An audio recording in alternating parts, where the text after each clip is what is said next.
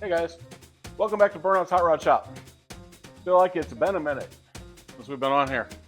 I put together that video back in January of the shop updates, and then it has been cold. And I don't have much for heat. I just have a little torpedo heater. And keeping this 30 by 40 by 14 building warm has not been easy.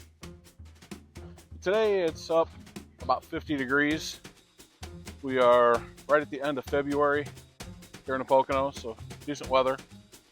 And time to get back out here and do something. Unfortunately, it's not fun hot rod stuff. It is going to be doing some maintenance on daily drivers, so stay tuned, check it out. So, as you can see here, still got some snow on the ground, but I got the 48 Chrysler, the 88 Ram sitting outside. Someone threw some bread at me. She's up there. So now she's on Burnout's Hot Rod Shop. And first up, we've got an oil change on her 2013 Lincoln MKS. So this is basically a Taurus, but it's the fun Taurus at least. Got a little Ecoboost badge. What these are the Taurus SHO.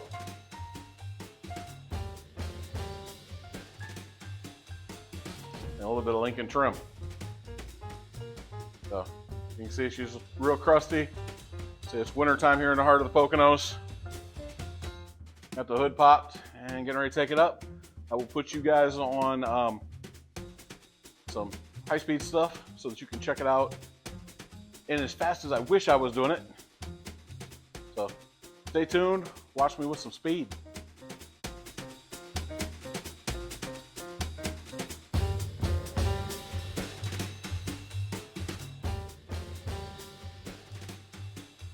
Give it a quick look.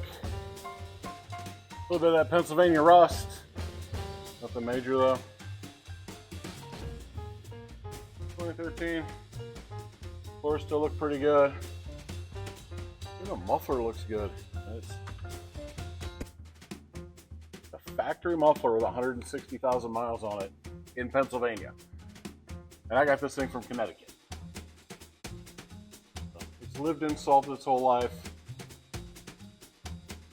All just some little surface rust, nothing major.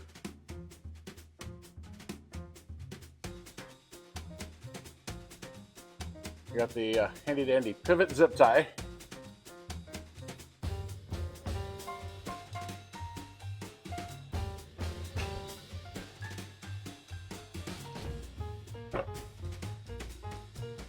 We got this little slide bracket. Someone before me lost the little pin that holds it in.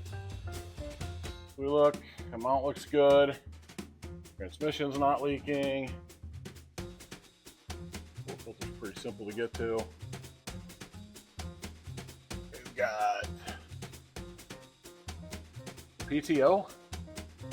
So up under here, the Ford dealer told me that I would take it in for an inspection. I have inspections here in PA, that it needed replaced.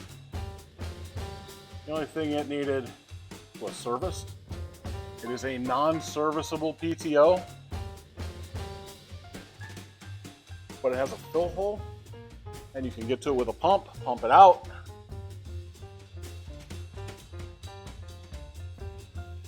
And then once you pump it out, you can fill it with new fluid, and it will stop burning fluid.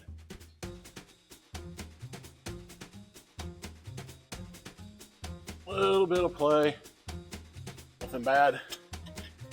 That carrier, yeah, otherwise looks pretty good. So I will pull the drain plug, the filter. Oh, that sucks. Filter right above the brace. I'm gonna have to connect.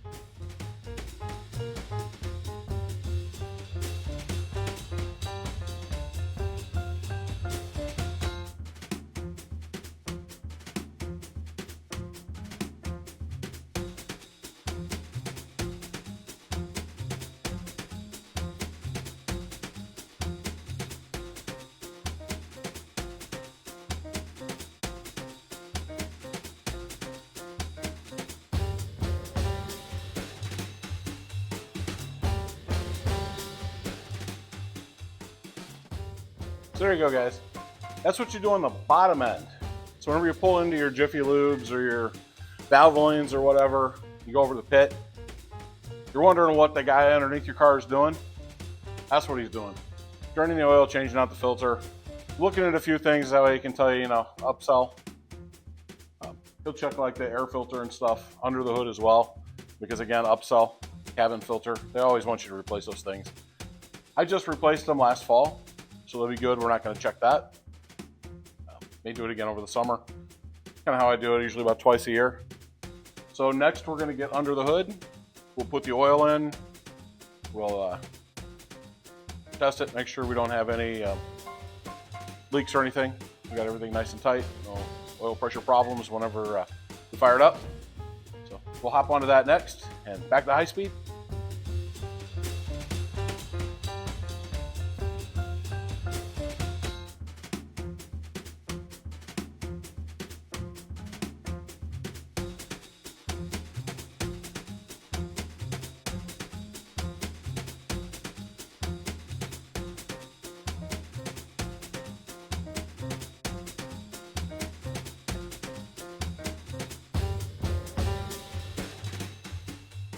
All right, guys, so we're back. The oil was added. The car was started. No oil leaks. I won't complain about that. Lots of times people ask me what oil to use. That is like the biggest can of worms. I'm gonna tell you right now, for me, I use what's on sale. This month is a semi-synthetic 530 from Napa. $19 for this 5-quart jug. The vehicle takes 6. So you saw me pour in this 5-quart, and I put in 1 quart from another one of these. So I need to do another oil change. So I went ahead and bought 3. But I usually buy what's on sale, which is generally the standard Napa blend or the Napa full synthetic. Whichever one's on sale, it's the cheaper. Each month they kind of flip back and forth. Currently it's this one, it was $19. Put it in, run it for 5,000 miles, change it. This being an EcoBoost engine, the turbos are very finicky on making sure you do oil changes. I cannot stress that $20 for oil, $6 for a filter can save you an $8,000 engine. This engine has 160,000 miles on it. Still fires up and runs great. So keep maintaining your vehicles. There's not a lot to it. You don't have to pay somebody $100 at a quick change place. You can do this at home with some basic hand tools. Yeah, you saw me do it on the lift, but you don't need a lift. A floor jack, a couple jack stands. You can slide right up underneath it and do that same oil change.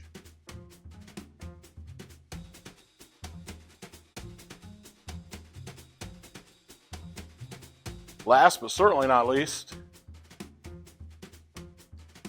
don't forget your mileage so that you stay on top of it.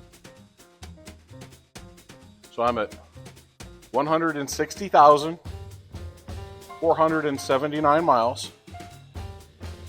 So I will put 1, 6, 5, 4, 7, 9. And the date I did this.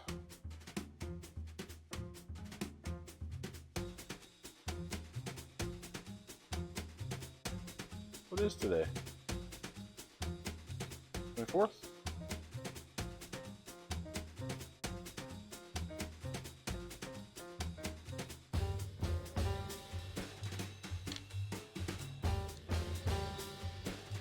Make sure you capture that information so you don't forget, because as you heard, I forgot what today was, and I almost forgot the 479 at the end.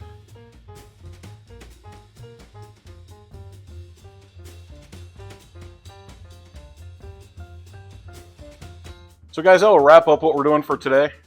It's just a quick little oil change on a daily driver. My wife's daily. We've driven that thing all over the country. We've had it to Oklahoma, from here in the Poconos in Pennsylvania, Florida multiple times, South Carolina, North Carolina. And we've really enjoyed that car. We picked it up, gosh, 4 years ago now, I think. It had 80,000 miles on it. We've put 80,000 on it. I've done brakes once.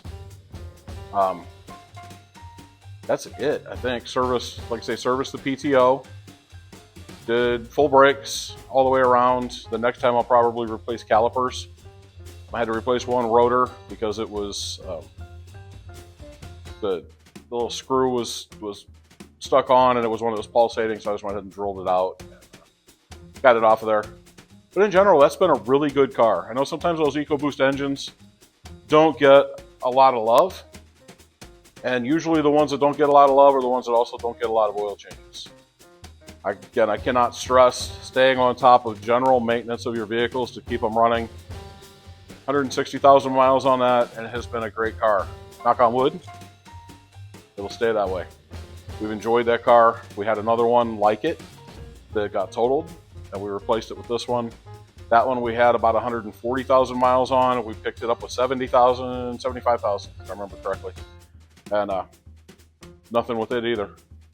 But ironically, it got totaled. My wife was backing out of a parking space, and a lady whipped in from the street, hit her in the quarter panel, and the quarter panel had to be replaced, and that cost more than the value of the vehicle. So on that note, those things are a great bargain and a nice car. Anyway, hope you guys tune in for our next one. Hopefully the next video, I will be back on the 46 pickup. Now that we're starting to get some warmer weather out here, my son and I can be out getting those cab mounts made. I really want to get that high-rise intake sitting on top of that 429, see what it looks like. So hopefully next episode we'll be back on that truck. And until then, stay safe. I love you, and there ain't nothing you can do about it.